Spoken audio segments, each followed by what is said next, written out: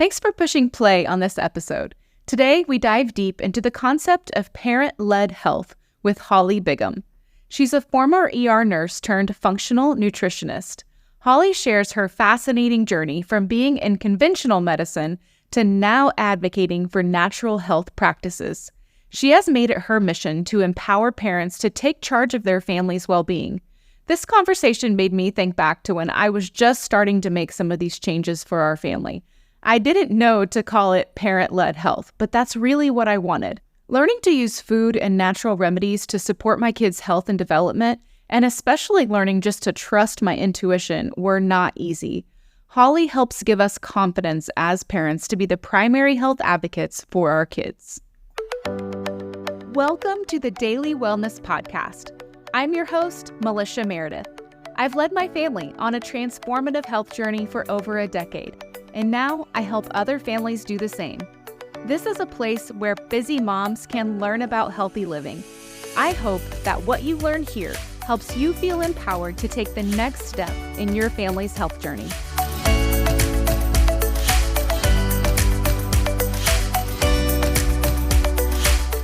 Hey, Hollie, thanks for joining the podcast today. Hey, thank you. I'm excited to talk with you today. I know. I have been loving following you on Instagram. Just really interesting information that you're putting out. I feel like I'm listening to you and you're putting like words to things that I have thought for a long time. It'd be like, that's a great way to say that. Or I didn't realize that's what I was going for. That's what I wanted, or that's what I was trying to pursue. So I'm really excited to chat with you today about of parent-led health. Because I think this is a topic that's becoming more and more on people, like at the top of people's minds, Right. Yep. People are just feeling led to take more responsibility for their health and the health of their family. So I'd love to chat with you, but I would like to hear what made you passionate about this in the first place. Yeah.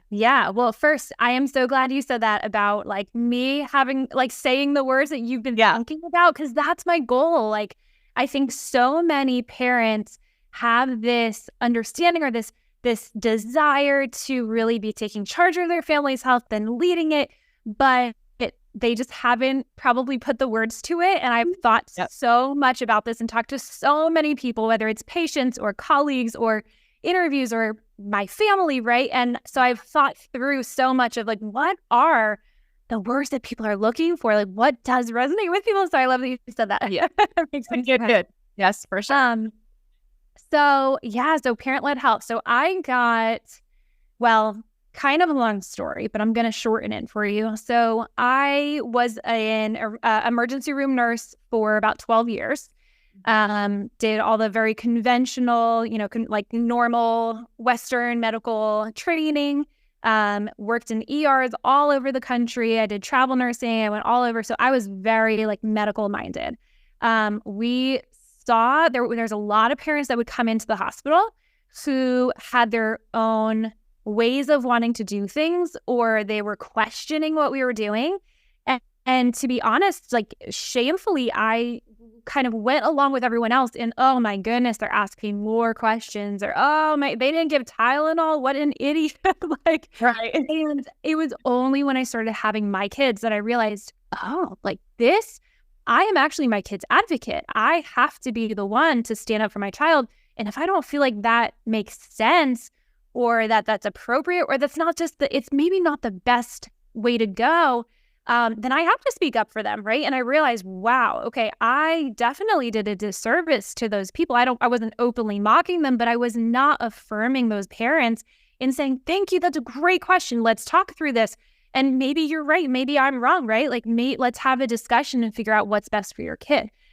So that was when I started having kids, I had a big transformation of how I started looking at health.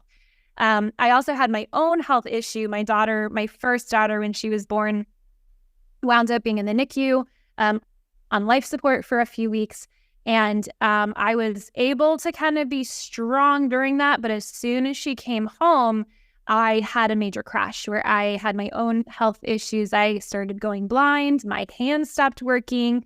I couldn't lift things up. I had insomnia. I was hallucinating. Like I had this big crash physically, emotionally, mentally, and had to figure out how to heal. And when I talked to some doctors, I was basically told you either have multiple sclerosis or a brain tumor, and we need to do a bunch of experimental drugs or trials of stuff to figure out what's going on. And when I actually just stepped back and kind of considered, okay, what is going on? I just went through this trauma. I have been eating poorly because I just ate Crustables in the hospital NICU for so long.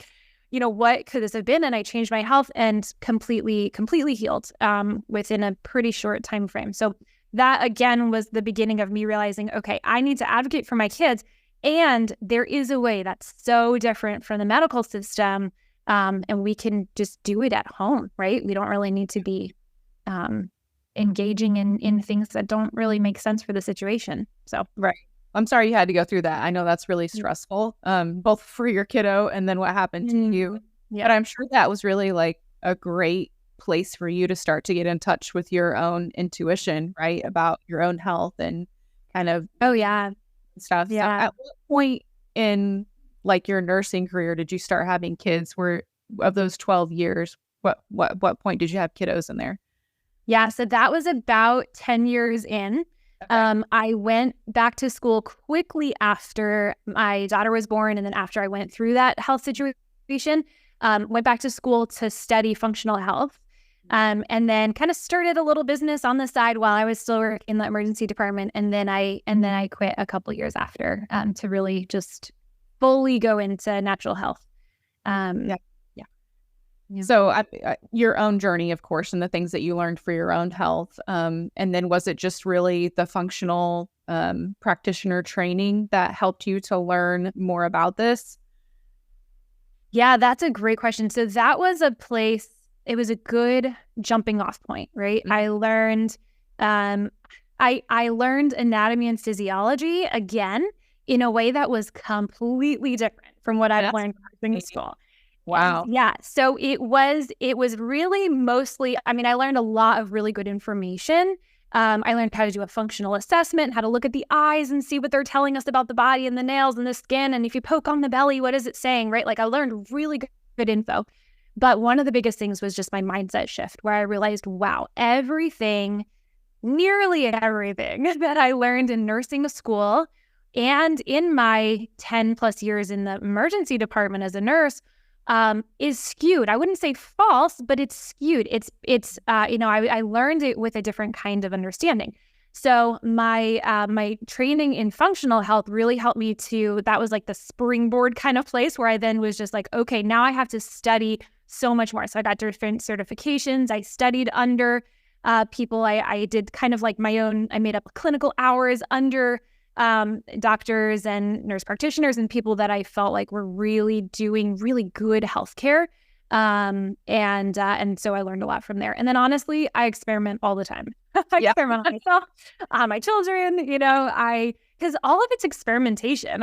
All of health is, okay, well, let's see.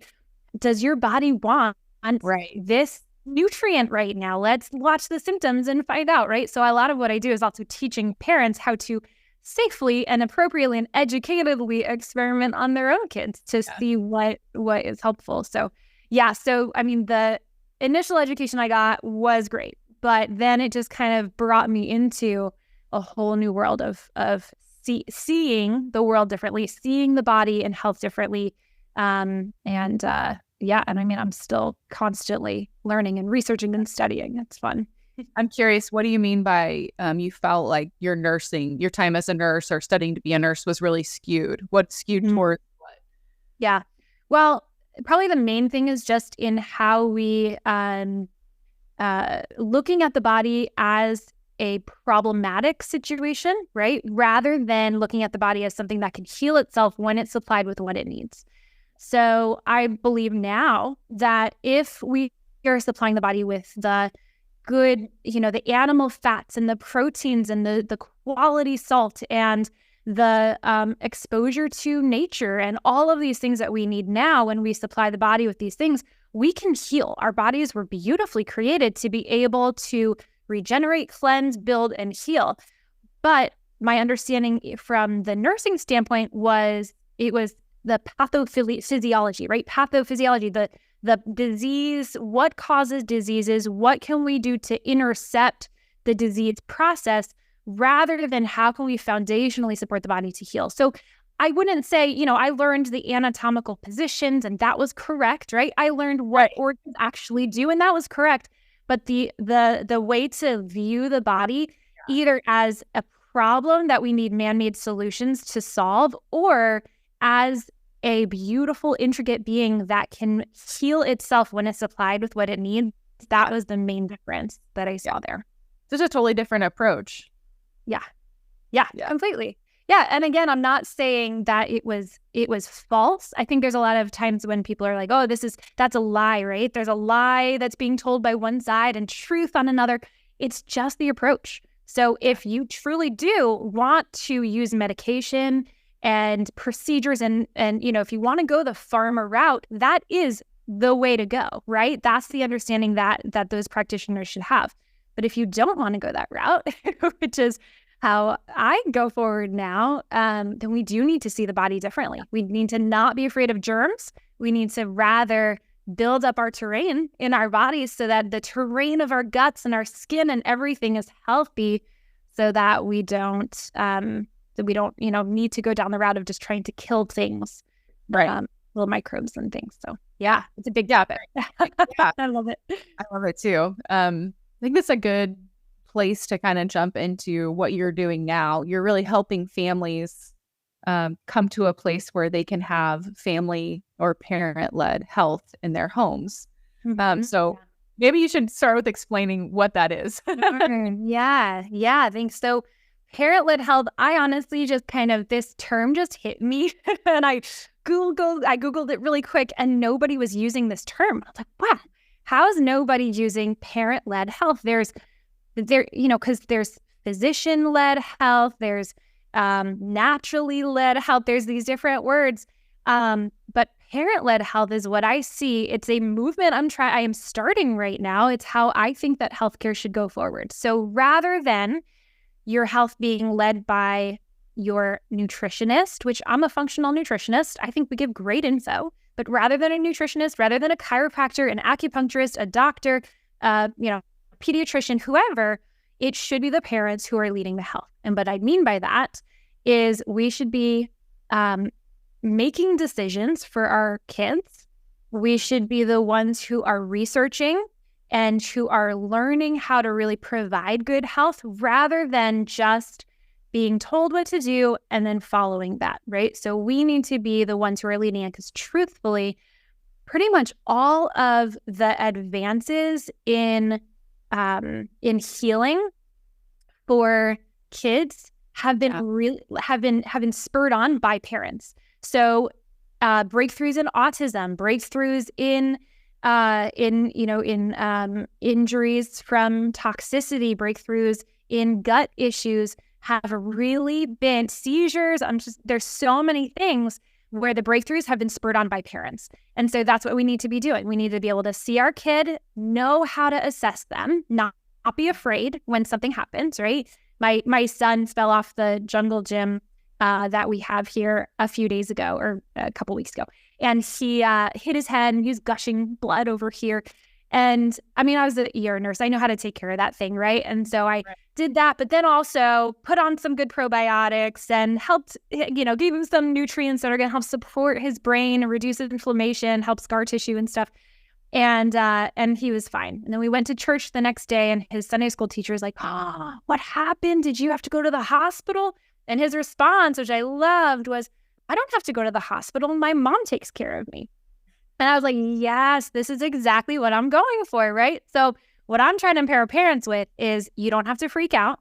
You can make really good decisions. Make a decision. Do you have to go to the hospital, or can you take care of this at home? How do we discover what to do? And then give appropriate care, and then stay away from the things that are going to make it worse, right? Yeah. So that's how I teach parents. Like, make good decisions, know what you're doing, have confidence, so that your kids are super confident in you, so that they don't get worried when only mom is around, but they're like, oh yeah, mom's here, I got this, So I mean, that's what parent-led health is. I love that. I I think that that's pretty radical of an idea, right? Because especially for us in America, we've been so ingrained with like, if something's wrong, you need a professional opinion on this medical issue or health issue, right? We've been so like ingrained that like, if something's wrong, you go ask someone else and seek their advice, which is not always bad, but Correct. you know, we don't have that confidence in ourselves. We don't have practice, right? Like assessing ourselves or our kids. And so how do you teach people how to do that? Yeah.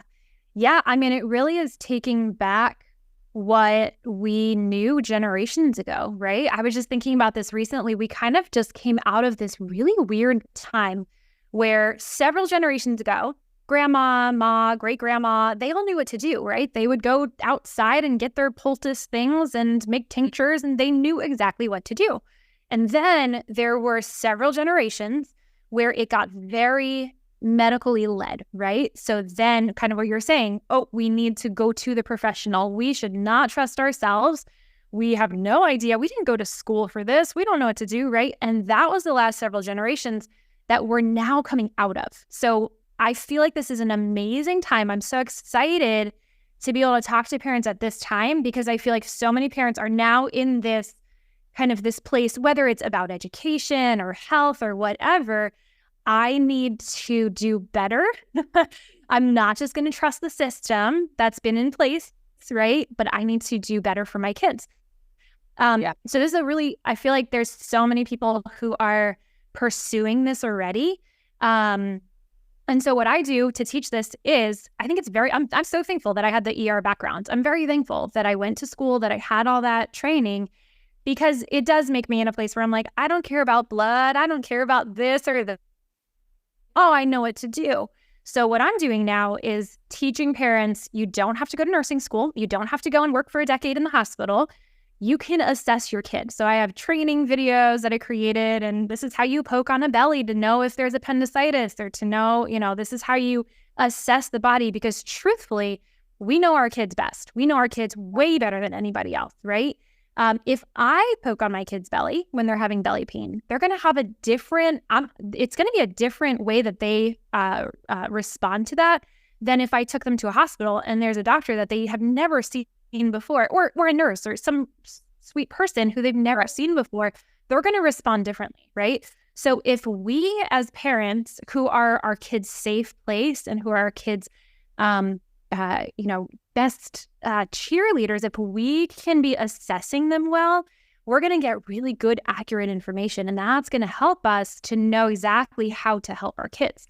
From there, it's just learning. It's just practicing and learning. There's nothing huge mystical about it. So what I do is I have training videos, I have protocols, I have a subscription membership that you just click on. Oh, my kid has a cough. So you click on the cough and it pulls up my voice and I'm saying, this is what a cough is. It's your body working to cleanse. We need to help your lymph. And so vitamin A and vitamin C and animal fat is important, and castor oil, and I kind of go through all of the things just to help demystify what symptoms are, demystify illness, because truthfully, illness is just our bodies working to cleanse and give us information. So that's how I teach it. Yeah, that's really a gift that you are doing that for families and mamas and parents, because I remember 11, 12 years ago now, I'm trying to think of how old my oldest kid is, like, but when she was like 5, this is the part of the reason that we kind of started our own health journey as a family, is because we had like recurring ear infections, and I didn't know anything else to do besides go to the doctor, and they would always give her antibiotics. And after several rounds of that, I'm just like, this isn't working. Is not really helping her. And so started to do some of my own research and, learned that fever wasn't my enemy and stuff like that. But I can remember like trying to do things differently, and not fear the fever and things like that, and just being so nervous that I was going to do it wrong, Absolutely. Yeah, absolutely. I actually, the reason, sorry, was that? Is that it's hard when you take those first steps, Yes, absolutely. The reason I started my membership was because I had a patient who told me, I am terrified of giving my child essential oils rather than taking him to the hospital. Because she was saying, I want to go naturally, but what if this is actually a really intense situation and I have to take them in, right? And so there's always that kind of conflict with, I think a lot of people are in the place of course, I want to treat my kid well. I want to give them help them, right? I don't want to just turn to medicine. But what happens when the fever goes so high, or what happens when the pain just can't get under control, right?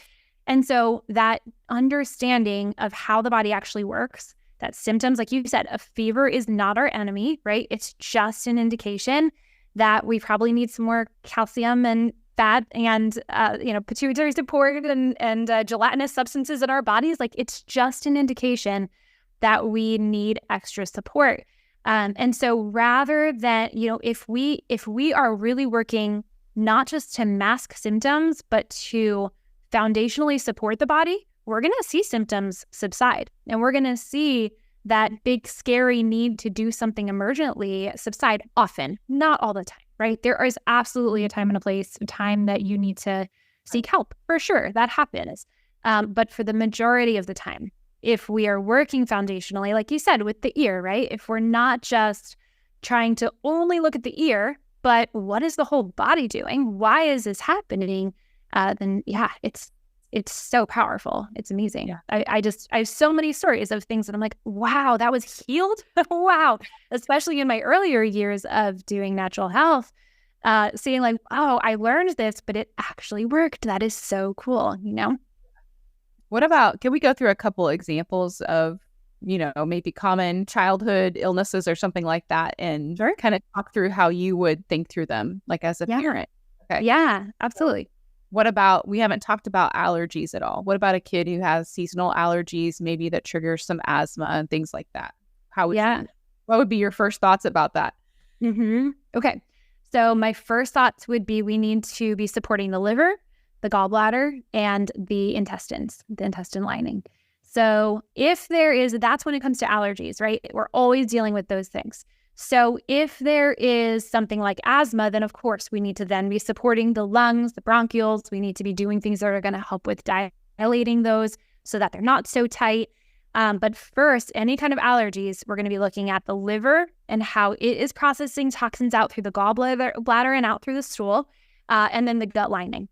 So most allergies, whether it's a food allergy, whether it's environmental, is a reaction that happens after the lining of the intestines has been compromised. It's become leaky. The gut microbes in there are out of balance. And then that creates an environment or a terrain that is more accepting to foreign things coming in and wreaking havoc. So that's where I always start. Let's start with the gut. Yeah. Of course, if there's like life-threatening asthma, we're going to deal with that, right? But then when we're working foundationally, we're going to do gut work. So probiotics in a very specific kind of sequence, using meat stock, which is different from bone broth, but meat stock that can help with soothing the gut lining and bringing in unity to the gut lining so it's not leaky. Doing remedies and foods that are going to be helpful to the liver. Doing Epsom salt baths a lot of times. That's the magnesium that will help to dilate. In the ER, we used to do, when it was a really bad situation, we would do magnesium in nebulizers, and they would just be inhaling that. But what I learned and what I've seen is that actually topical magnesium is so much more effective. So if we can do an Epsom salt bath or magnesium flake bath, which Epsom salt is magnesium, we can start to see that dilation happening without even having to go and do a nebulizer. It's very cool. I like castor oil packs that you can put over the lungs and sandwiching the lungs, so the front and the back with castor oil can help with just kind of soothing and opening and letting things flow so things aren't just getting stuck in there. And then doing things like eating liver. Most society people today, people don't really do that, but that was something that was done very frequently in traditional societies. And eating liver can be extremely helpful for this. So yeah, that's where I would start. And then we're going to pursue and see if we need to do anything else with scar tissue in the lungs, because when there's asthma, a lot of times there's increased scar tissue. One thing I will say that I didn't mention, but this is something I teach parents. First, in almost every situation, your first thing, you need to be calm and hug your child and tell them it's going to be okay. Because any situation, whether it's asthma or it's, a bee sting or a head injury or whatever it is, will always be worse if your kid thinks you're stressed. And if you're running around frantically, even if you're like, I have the perfect homeopathic remedy for this, and you're like running around like crazy trying to find it, and you're frantic, exactly, digging through all this stuff because you know exactly what has to be done, that will cause a higher stress response in them, which will cause more symptomatic response. So first of all, you just get with your kid and you say, you know what? We got this. It's okay. Come here. Let me hug you. And you let them feel your heart. Now, if your heart is pounding like crazy and you're just faking it, then maybe you hold them on the other side. But you hold them, you cuddle them, you snuggle them, you tell them it's going to be okay. And I mean this regardless of age, right? You can be doing this to a 14-year-old just like you can do this to a 2-year-old. And let them know everything's okay. We're going to take care of this. You sit here. Let me keep you warm. Warmth is great. Warmth is so helpful, right? Even if you have a fever, it's okay to have a blanket on if you have a fever. And get them to just know that you're in charge, you got it, and then do all the things that I said. Yeah, that's great. That's really good process, like to just think through. And another one I think parents would often just like automatically, I need to go to the doctor for this, would be some kind of infection, whether it's a sinus infection or ear infection. How would you process that? Yeah. Okay. So this is one thing that I see so very differently from how I did when I worked in the emergency department. So the way that I see infection now is simply an imbalance in microbes. So if there is some kind of overgrowth in the throat, let's say strep, or, in the ear, the eye, right? You have conjunctivitis or something. It's always a situation where there is an imbalance in how the gut or how the microbes should be. And we have microbes everywhere. So on our skin, in our eyes, in our throat, in our gut, everywhere we have microbes. So, and there's supposed to be a specific balance in all cases with these microbes. So what I do is I use probiotic substances, whether it's a probiotic capsule that's mixed with a little tallow, like open that up and sprinkle it with some tallow and apply it. I use kefir or yogurt or sour cream or cultured or fermented cabbage tonic or beet kvass. Yes. So many probiotic foods or a commercially probiotic that can take care of these problems. So let's say a sinus infection, my favorite thing to do is to just take some probiotic, whether it's, again, some kefir or some yogurt or a little probiotic powder on your finger, and you just swipe it to the entrance of each ear, a little bit in each nostril, and you're not sticking your finger in anywhere. You're just kind of swiping it there, a little bit on the tongue before bed, and you lay down and you go to sleep, and this just populates the sinuses all over. And doing this frequently throughout the day is often what needs to be done. That's often enough to take care of a sinus infection. Same thing with the eyes. Breast milk is fantastic. So a little breast milk in there can be great. But also little, probiotic substances for infections. That's how I start. Again, there's always a caveat. Sometimes it is appropriate to go and have something pharmaceutical, but I would say 99% of the time I have seen, don't quote me on the 99, but majority of the time I have seen just probiotics rebalancing there at the site, and then also rebalancing in the gut, because that's really where they all stem from. That's where you are going to see most of the resolution of your infections. Yeah, and that you're not killing off the bad bacteria with antibiotics, and just that was the cycle that we got into. Yeah, it was 5 years old, had multiple rounds of antibiotics for ear infections. We just ended up in a really bad place that took a while to come back from. And so I love that this approach is what you said earlier. It really is supporting the body so that it can heal. Yeah, because truthfully, with that situation, I don't actually think that there's really bad bacteria and good bacteria. Yeah, I think there's just a balance, right? And so if there is something that's out of balance, that's also our bodies are really smart. We don't just go haywire for no reason. We don't just kind of go crazy for no reason. There's always a reason. So if there's an imbalance, there's always a reason. If there's an imbalance of yeast, there's a chance that there's a heavy metal toxicity going on or a parasite there. Everything has a reason for being there. So if all we're doing is killing and not actually addressing the reason why there's an imbalance, it's just going to come back. But if we can rebalance the microbes and get everything back into this nice like homeostasis, right? Then we're gonna start seeing healing going on. So I'm so glad that you were able to. I mean, it's unfortunate, like you said with me, right? We all have these kind of unfortunate stories that happened that I am now thankful for. Oh, I'm so thankful that we went through that and we're good, right? My daughter healed, I healed, and now we can use this just like you're doing. Yeah. That's amazing. Yeah. And that was really my opportunity to start my journey of learning to trust my intuition and trust that I could make good decisions, as I learn and research and be confident. I would love to know how that process worked for you and how you kind of teach that to other parents now. Yeah. So I think on the intuition part, right, that is something that needs to be grown like a muscle, right? It has to be exercised. And kind of like I was saying before with the generations, like we in this generation, we've been accustomed to not trusting our intuition. So there's a lot of really nice quotes out there, like just follow your gut and follow your intuition and stuff. Well, we don't know how to do that. And so this is where I think we need to start really small. So on a daily basis, if your kid was saying that they had a headache, okay, let's just like, maybe this isn't like a huge event or something, but let's just start. Does salt help? Does water help? Does, an Epsom salt bath help? Does doing a Russian custard, which is a couple egg yolks and a little honey, does that help? Like, where can we start slowly to really build up our intuition and our understanding of, again, how the body works, what we can do? Because when we start seeing small results, we're going to start trusting our intuition again, right? So we can't really start with a huge situation that happens.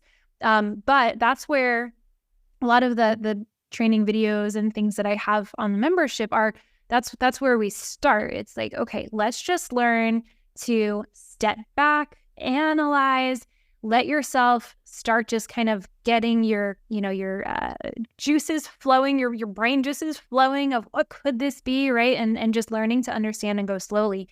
And it just happens. I don't think there's like a switch. I don't think I had a switch one day where I realized, oh, now I have intuition, right? It just kept going as I learned and as I practiced the small things. That confidence really does build on itself.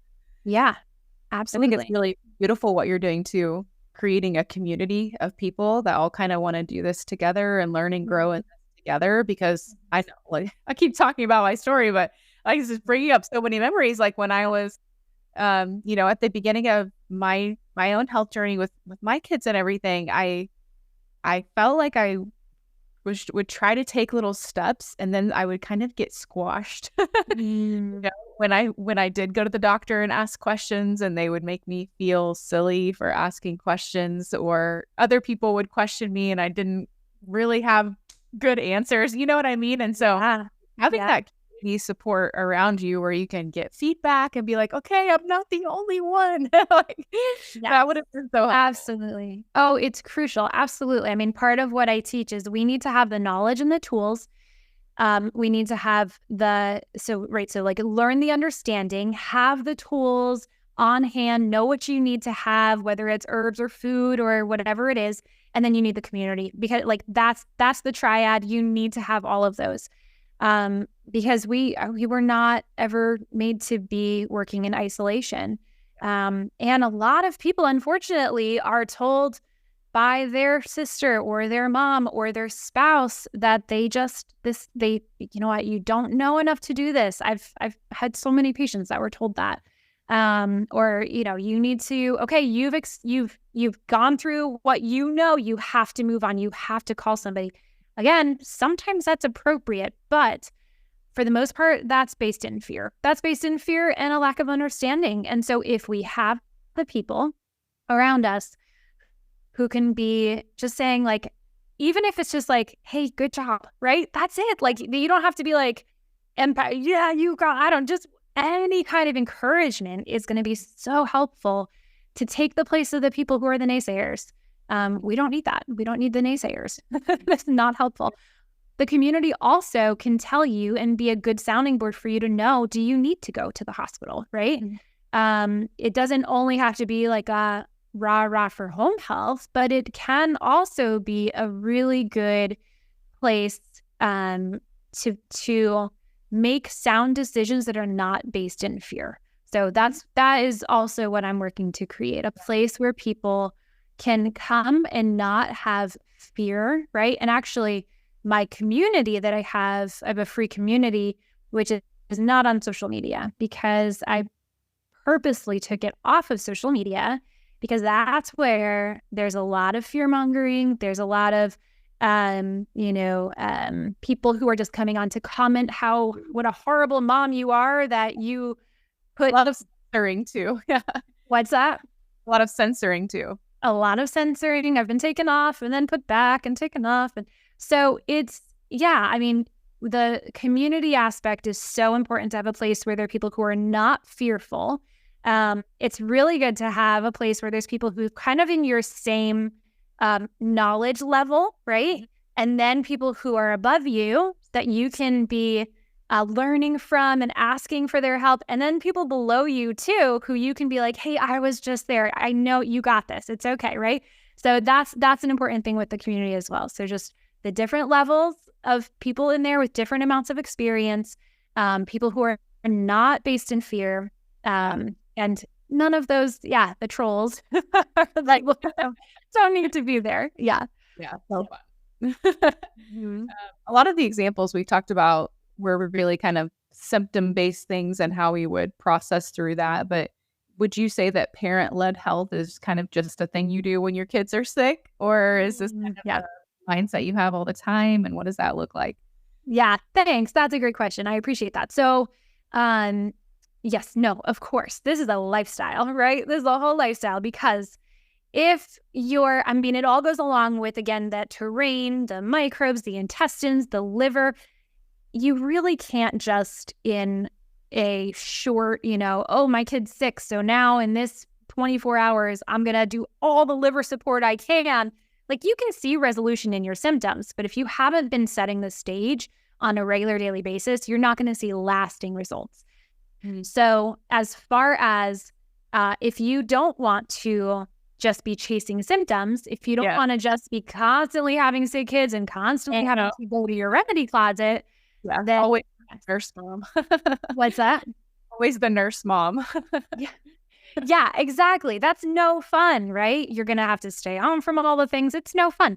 So absolutely. Food, like I said, when I went back to school after my daughter was born, after we had the health crises, I went to become a functional nutritional therapy practitioner. So food is what I see as the foundation of what we need to do. And then bringing in other things like chiropractic and homeopathy, other things can be super helpful. But food, which is something that we can do every day, and we do every day, right? So we might as well use our 3+ meals per day to nourish our kids well, to build their bodies, to help them in development, to help them be able to cleanse, have good detox pathways. Like, we don't actually have to do much intense work.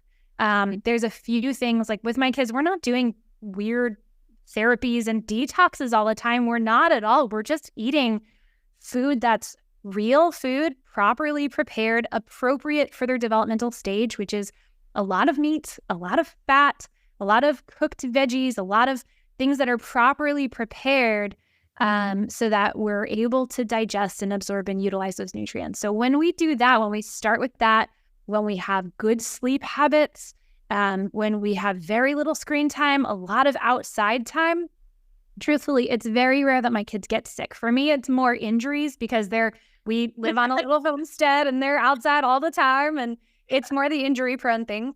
But it's very rare. And then when they do get sick, it's quite quick that we can help support the body, right? Again, not to mask symptoms, but from the mindset of this is a lifestyle situation. I'm not just looking at sickness. I'm looking at, oh, what is their body telling me? They're sick for a reason. It's just simply their body giving me information. So they need to cleanse more. Great. Let me help them cleanse more and give them some fresh vegetable juice in a detox bath or something, right? So even the acute situations where there's an acute illness or injury or something, we can always view it still as a continuation of their life. It's not really an outside or an outlier. It's just information for yet this other part of their life and of their health. So yeah, absolutely. Doing all of the food, the outside, like I said, the ferments frequently is something that we do a lot. Soups and warm cooked foods, a lot of good quality salt. Those things go a long way. I love that. Yeah. Such a good reminder of like really paying attention to those foundational things. One thing I kind of curious about, and you don't have to go into a ton of detail, but just in general, like what kinds of tools and resources do you kind of teach people to have on hand? I mean, you mentioned essential oils as one. Like what are some categories of things that you kind of teach people to use to, approach their health more naturally? Yeah. So truthfully, I think essential oils are great. I don't use them very much, to be honest. I use food primarily. So food and sometimes food-based supplements are my main go-tos. Some herbs, some supplements, but honestly, we are supposed to be eating food. That's how we were made. We're supposed to be able to, like I said in the beginning, if we supply our bodies with what they need, they will be able to build, heal, grow. And so really what we need is the everything I've said a few times, right? The salt and the fat and the protein and the hydration and all of those things. So the main things that we do in my house and that I teach is have the foods on hand, have cultured dairy, if you can do dairy, have different kinds of probiotic foods on hand. I do use cod liver oil a lot because it has good vitamin A, vitamin D, vitamin E, K. It's a good, great fat. So we use cod liver oil, especially with concentrated butter oil. I do use a couple of supplements that are helpful with helping the liver process out histamine, just in case there is some kind of allergic reaction. I actually have a free first aid kit, like what's my natural first aid kit guide. Yeah. So you are welcome to, I can give you the link for that, to link to here. And it just kind of goes through my first aid kit, what I always have, as well as kind of a printout cheat sheet PDF that has all the stuff in there too. I use calcium lactate a lot because it's a great absorbable calcium that is helpful to support the body anytime the body is detoxing, whether there's a fever, a headache, a rash, diarrhea. Anytime the body is detoxing, trying to get things out, we need to have, or that's very helpful to have on board. Meat stock, like I said, like there's a reason why great grandma used to always make chicken soup. There's a reason for that. Like that is so powerful. So I always have meat stock in my freezer, that has lots of collagen and healing properties to it. Yeah. So check out the first aid kit link. That does have a lot of what I typically use. But truthfully, I think that I've used, and I do use homeopathy a lot. I like essential oils. I like a lot of herbs, but I always go food first. Yeah. And then for a kind of temporary support, I use those other things. Yeah. I love that. I love food. So, and I honestly, right? That's a little bit easier, honestly, if you have an approach, that's not so intimidating. Absolutely. And, I actually speak with, I was just speaking at a class with a lot of people from overseas. And this was something that I realized because they can't get all the supplements that I can get, or there's different names of herbs and things, right? And so I just realized, hey, it's just so much easier to just use food. When you can use food, use food. And then if you need a more concentrated form or you need to have something else, go for it. But we can do most of the work through food. Yeah. Yeah. Awesome. As we wrap up, there's one kind of phrase that you put out there on Instagram that I really caught my attention. And I thought, was really thought-provoking, and it was illness is an invitation to change your life. So I wonder if you could just kind of talk us through that and share anything else that's on your heart as well. Please feel free to, but I just thought that was so thought-provoking. Yeah. I've realized as I'm working, I work with a lot of people in a range. So people who've been pursuing natural health for a really long time, and maybe they've gone to a lot of different practitioners and they just don't know where else to go. And they come to me because they're looking for somebody else who can provide something new, right? I also work with a lot of parents who are just coming out of the medical system saying, hey, I have some questions. I didn't have them answered. It didn't sit well with me what my pediatrician said, right? So I work with people in a range. And what I've seen is in all of these situations, illness, it truly is it's an invitation to reevaluate your life and to make a change.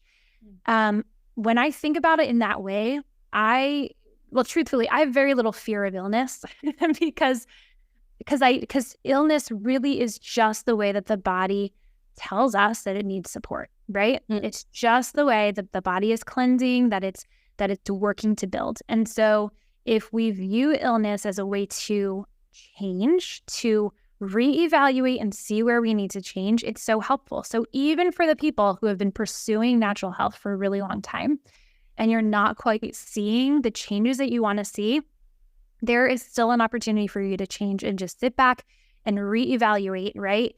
Is there something that you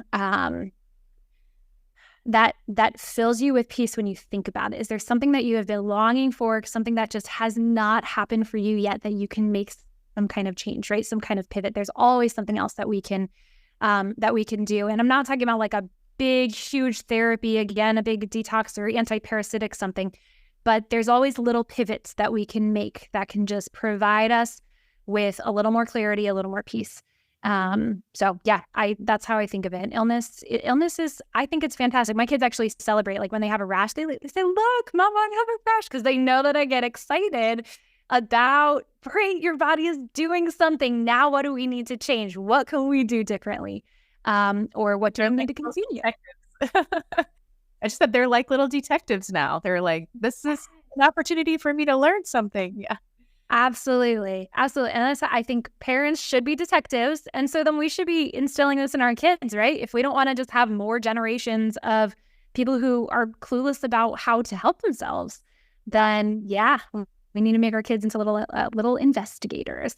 Absolutely. And how can people like find you and follow you and keep learning from you? Yeah. Okay. So a couple places. I am on Instagram, although I'm there a little bit less nowadays because I'm really pouring into my community. So on Instagram, I'm at Parent-Led Health. You can find me from there. I have the Parent-Led Health community, which is a free community that it's fairly new. And I'm building that up right now to be this place where we are, like we talked about, right? Fearless and encouraging each other, good support for each other. And then also I have the membership, which is where you can access for all of the protocols. It's Parent-Led Health Plus is the name of that. There's all my protocols, the audios, the training videos. And that's also the best place to go if you do want to work one-on-one, because that's where I have people go to first to do one-on-one. So those are the main places that I am right now. All right. We'll stick all that in the show notes for everybody. Thank you for sharing all this. Really, it's like something I wish I would have had so long ago, as far as just that support and mentorship that you're offering. So I think that's a really beautiful thing that you're doing. And I know this is going to like just give encouragement and hope to a lot of mamas out there that are just starting on this journey. Yeah. Oh, I appreciate it. Thank you for having me on and for spreading the message. It is just something that I'm like, I just want to shout it from the rooftops, right? And just come join. It's a great life. It's great. So thank you. Thanks for listening to today's episode on the Daily Wellness Podcast. We hope that you found it helpful for your own wellness journey. And if so, we'd love for you to leave a review. Then come back and listen for review shoutouts on upcoming episodes. For more information, check out the show notes and connect with us on our website, dailywellnesscommunity.com.